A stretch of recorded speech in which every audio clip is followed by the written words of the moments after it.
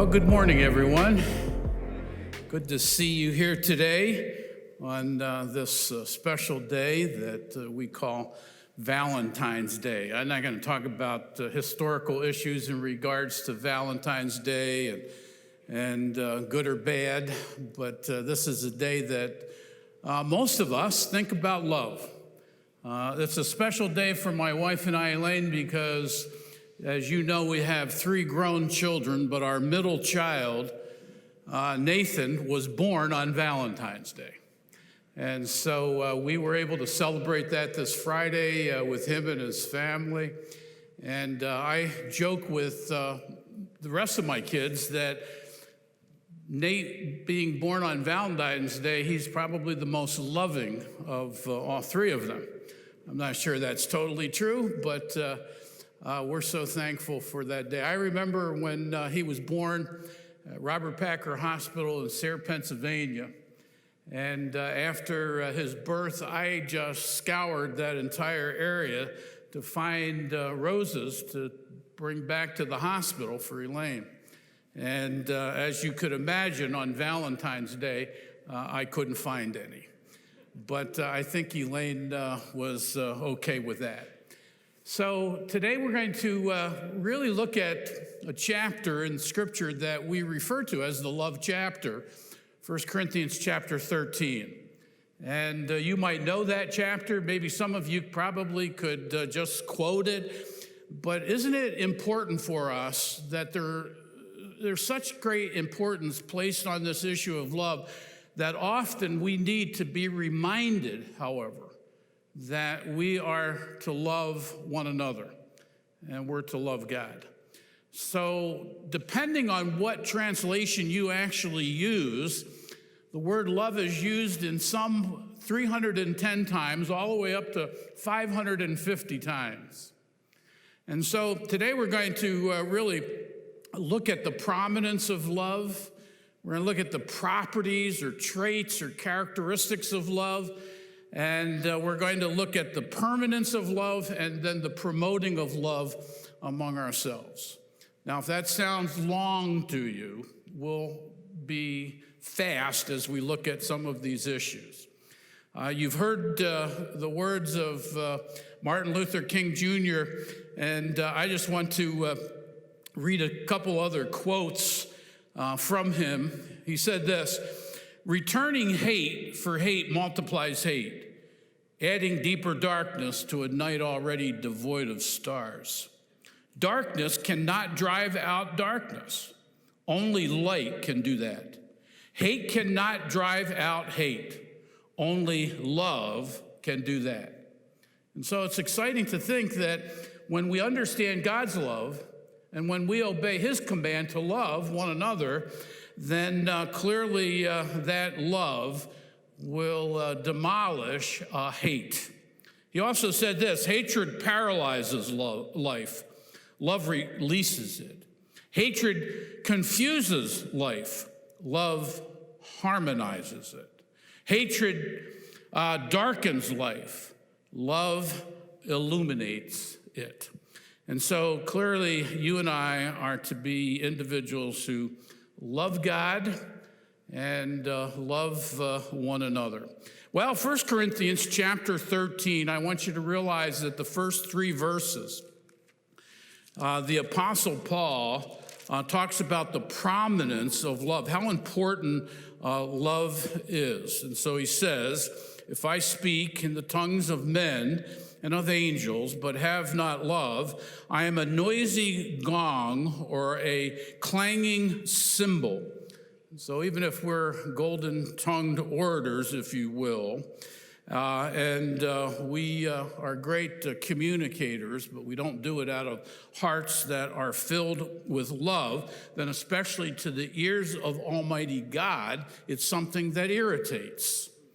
Then he tells us in verse 2, "And if I have prophetic powers and understand all mysteries and all knowledge, and if I have all faith so as to remove mountains, but not have love, I am nothing."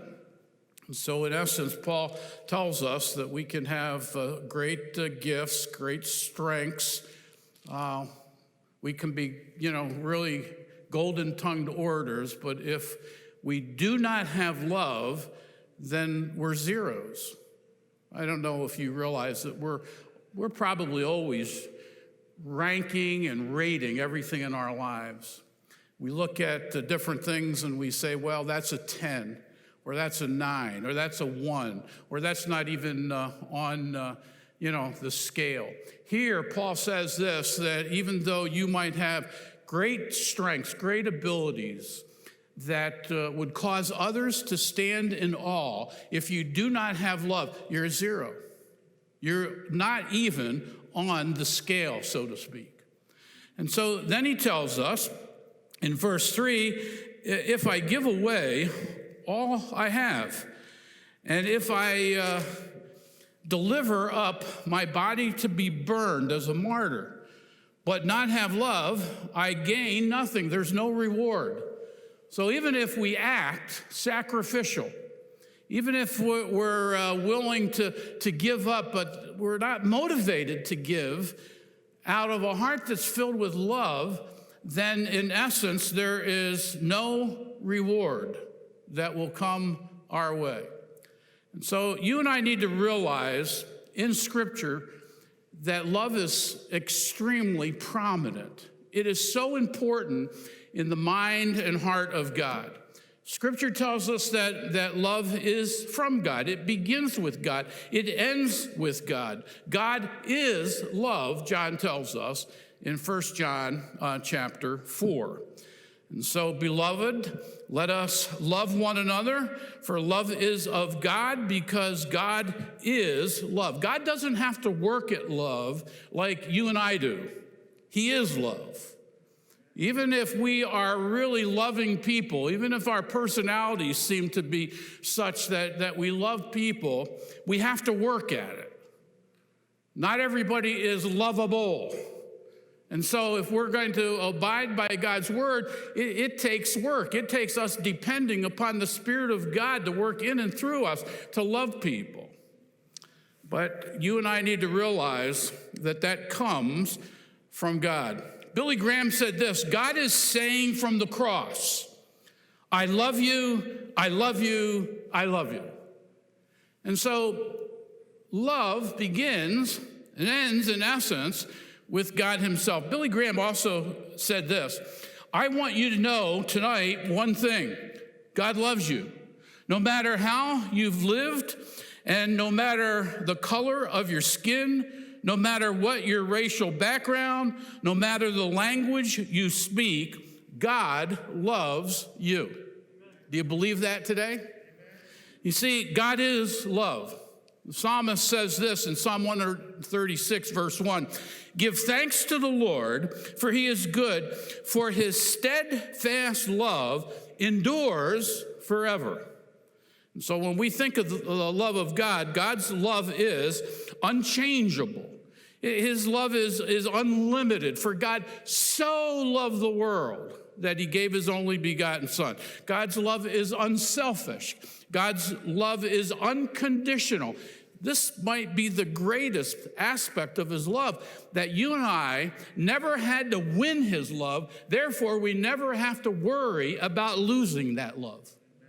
Now, you see, in human relationships, I can remember when I first met Elaine, and I started to think, well, how can I impress her? How can I win her love?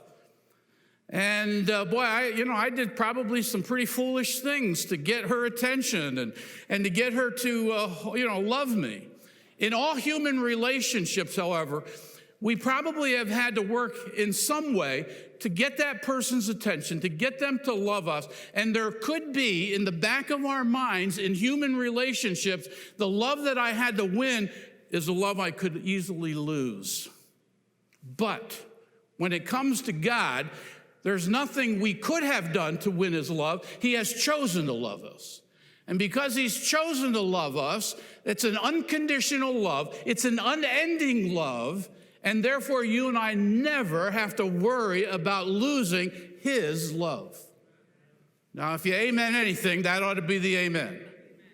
that we have a God who loves us. And so we then are told in Matthew chapter 22 that this God who loves us, we're to love him. And how are we to love him? Well, we're to love him with our entire heart, our soul, and our mind. Our total being, we're to love him because he what? First loved us. And so we're to love God. And you and I need to realize then that according to 1 Corinthians 13, verses 1 through 3, that love is more important than your ability to speak. Love is more important than your strengths and gifts and talents. And love is even more important than your service. We're to love God. And out of that love, we are to love one another. And so it's interesting in Scripture that God never lets us out of love. He never says, well, it's okay, you don't need to love that person. Never says that. And so, we're to love God, but we're clearly told that we're to love our mates. We're to love our wives, our husbands. We're to love our children. We're to love one another. And the list in Scripture isn't exhaustive, but it goes from, this love of God and love of our mate and family all the way down then to love even those who are our enemies. And so we don't only love those who love us. It's easy to love those who love us. It's easy to love those who show how important we are and appreciate us. But God says, no, you're to love everyone, even those who hurt you and harm you. You still are to love them with my love. Now, would you agree that that needs to be supernatural? That we love the way God wants us to love.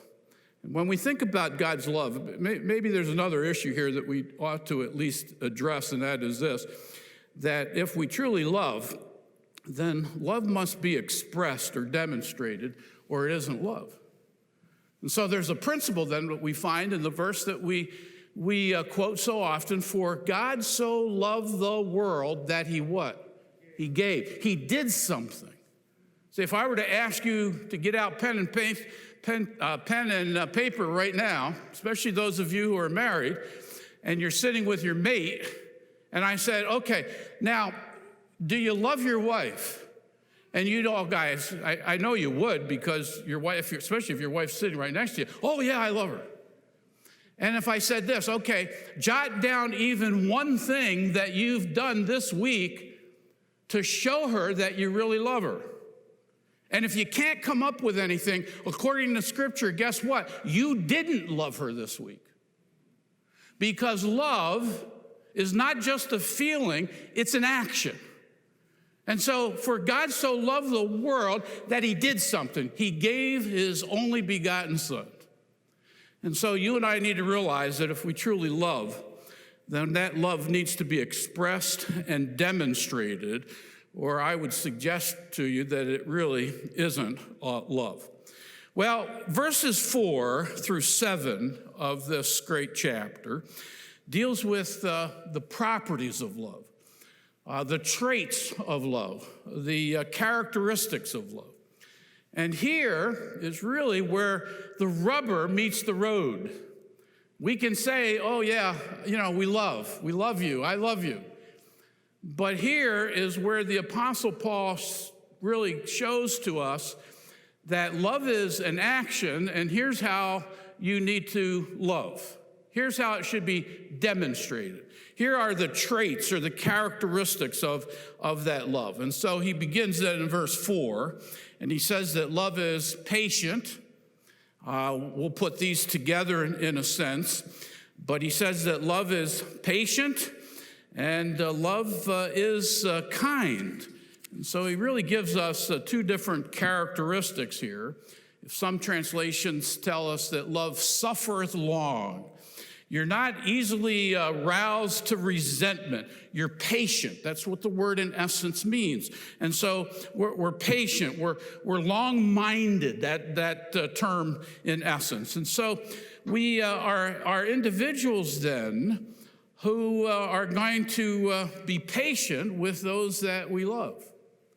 And clearly, you know, you need to have the Spirit of God in you, don't you, to be patient? I'm convinced that Elaine, my wife, is really filled with the Spirit of God. And you might say, well, why are you so convinced? For almost now 50 years, she's been patient with me. And I know that's not easy, you see. Some of you think it's not easy. Imagine living with me, see. And so he tells us then that love in essence is patient. Love really suffereth long. And then he tells us that love is kind. When we think of kindness, we generally think of just some feeling. We feel something. But kindness really is an action-oriented word here. And it has to do with actually doing something that's good. It has the idea of doing something useful for someone. And so when we truly love and we're kind, we're going to be productive for this other person. We're going to do something useful for them. There's going to be some kind of good service that we do for that person that we say we love so much. Well, then he tells us that, I'm looking at these in positive ways, not just negative, but he tells us that we need to be pleased with the other person's success. And so he tells us that love envieth not. You're not jealous of the other person and the good things that happen with that person. But on the upside of that, the positive is that you are going to be an individual who's pleased with their success. In fact, I would even take one step further, that if you truly love, not only are you pleased with their success, you're asking yourself, what can I do to help make them more successful in whatever they're doing? And so you see the positive. If you love, then you're going to do things to make the people that you love successful. And you're going to help them with that. Well, he then tells us that we're going to be praising others. He talks about this in regards to, vaunteth not itself. There's no desire to sound your own praises. Men, when you're with your wife, it's not a characteristic of love to remind her how fortunate she is, how lucky she is, No, when you really love, you realize how lucky you are, and you're going to do everything you can do to praise them. Similar ways, love is not puffed up in some translations. You're not swelled with pride. You're not conceited. But on the positive, you're going to build them up. So what do you do to build up those that you love and care about? What do you say that builds them up? Or are you tearing them down? Are you cutting them to pieces? Are you really making fun of them? Are you, so critical that really their self-esteem is being dashed on the rocks? But if you truly love, you see, you're building them up.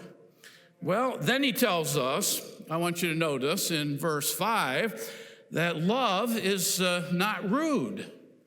So we're not rude. Now, I really think that what Paul's talking about here is that we're not going to behave ourselves unseemly.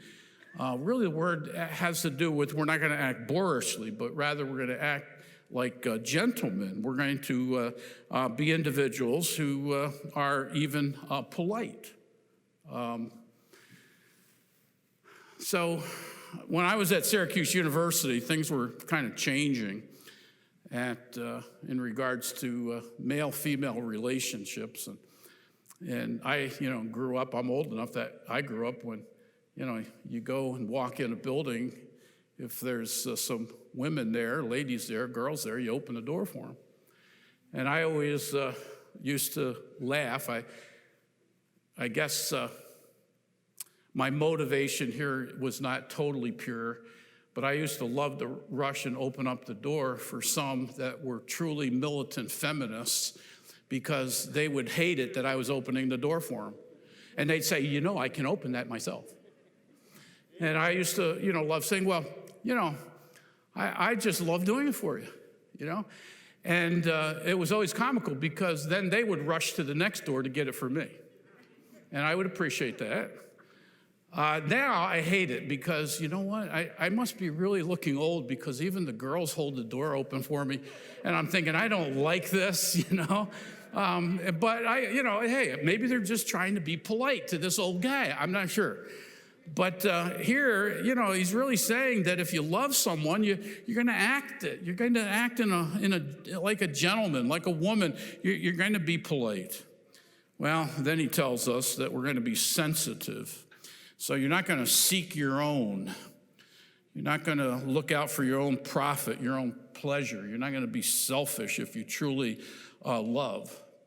So I think that the positive here is this, that instead of being insensitive to the needs of other people, if you love, you're going to be sensitive to the needs of other people. And you're going to figure out how you can help meet those needs. And so you're not going to seek your own, but you're going to be sensitive to other people's needs, and you're going to figure out how you can help meet those needs. Well, then Paul says in verse 5 as well that love is not easily provoked. You're not quick-tempered. You're going to be cool, calm, and collected when you truly love. And so you're not, easily provoked. You're not going to just, let everything set you off, so to speak. And you're not going to be, driven to wrath or anger or bitterness that might be caused by some offense. You're not going to be quick-tempered. You're going to be calm and collected. Well, then he tells us also in verse 5 that we need to be on the side of truth. So we're not going to think evil. We're not going to see the worst in other people. We're not going to search for the worst of other people. But we're going to see the best in them. We're going to look for and search for those good things. So we're not going to keep track of offenses. We're not going to, remember, I remember 25 years ago when you said this to me or did this to me. But you're going to be an individual then who is not going to, rejoice in any kind of wrongdoing. So in verse 6, we're to be, protective. And I think this goes right along with it. And so we're not going to be irritable or resentful, but we're going to not rejoice in wrongdoing, but rejoice in the truth. And so we're going to be individuals who are going to even be protective of people and help them to live the truth and love that truth and not live in sin. So when you really love someone, you're even willing to confront that person in love when you see them doing something that's wrong because you don't want their life to be ruined and wrecked, you see. So if you just overlook everything and you just, put your head in the sand all the time when people are living in sin, don't call it love, not according to scriptures. Well, then in verse 7, he tells us in verse 7, love bears all things, love believes all things, love hopes all things, love endures all things. So we're to be trusting, I think he's emphasizing here. We're to be individuals who, we're able to bear difficulties in our lives that are brought into our lives because of people that we love and care about. And we're not going to disclose those matters. We might deal with them ourselves, but we're not going to run around and tell everybody else what so-and-so did if we truly love them. And he tells us that love is going to be positive. We're going to hope all things. We're not going to be suspicious. We're going to be positive. We're going to hope for the best. And we're going to encourage the best. And he tells us that also that love is persistent, it endures, puts up with awkward situations and circumstances. And so we're going to be able, in fact, this is a military term that Paul uses here that talks about an army that's able to sustain the attacks of another army. And so we're going to endure, we're not going to give up on people, we're going to endure all things. And so he gives us then all of these properties, these traits, these characteristics of love that ought to be evident in our lives. Now, then I want you to notice, beginning in verse 8, we're not going to look at all these verses, but I want you to notice that in essence he tells us that about the permanence of love. So verse 8, love never ends. Never ends. There's good news and bad news there, by the way. So for us as Christians, he's saying this, I think. I'm never going to let you just not love. Oh, come on, God. Give me a break. To love so-and-so? Are you kidding me? No, God says, you never are allowed to give up on love. He doesn't say just love the lovable. We're to love everybody. And that love is to endure. And so he kind of concludes this then by saying, now faith, hope, love, abide, these three. But then how does he end? Well, but the greatest of these is love. And so we're to love. We're not going to turn there, but Hebrews chapter 10 and verse 14, the author of Hebrews says this, let us consider how to stir up one another to love. And so I conclude with this morning, that the author of the book of Hebrews adds one important thing to each of us today, and that's this, that we're to be promoting love among ourselves. So ask yourself, what are you doing to promote love? He's not saying promote criticism.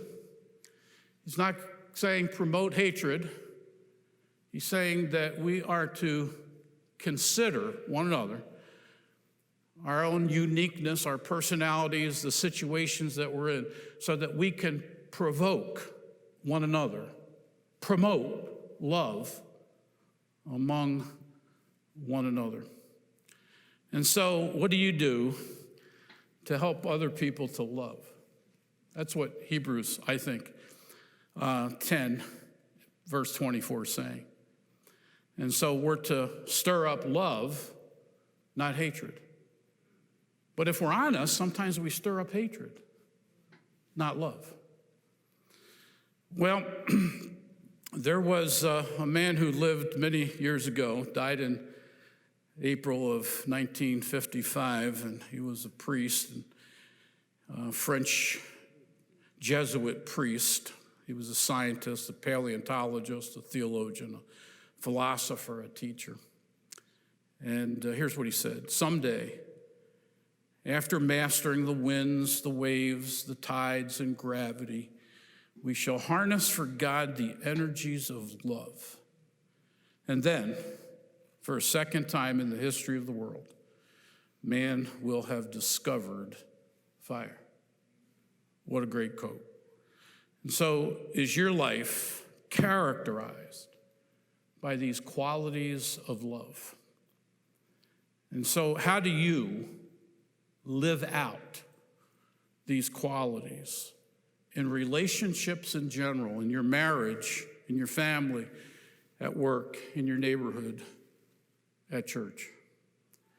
And how do you live out these qualities with those who really trouble you and just kind of irk you and rub you the wrong way? Here's the message. God never lets us out of love.